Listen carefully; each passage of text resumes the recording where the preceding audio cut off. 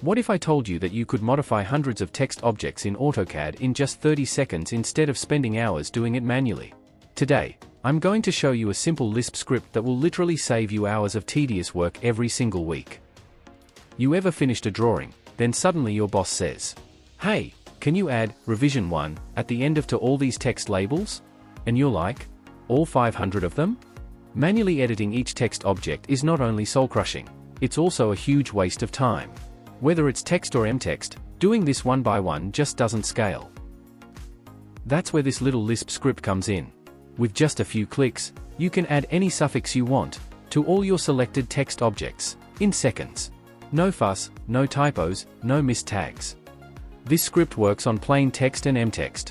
It's clean, simple, and gets straight to the point. What normally takes 20+ minutes now takes less than 30 seconds. Here's how to use it.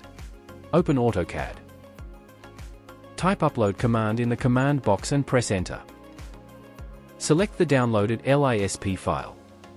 Click the load button and close.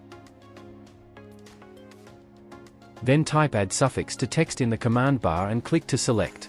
Select your texts. Once done, press the enter key. Type the suffix you want to add and press the enter key.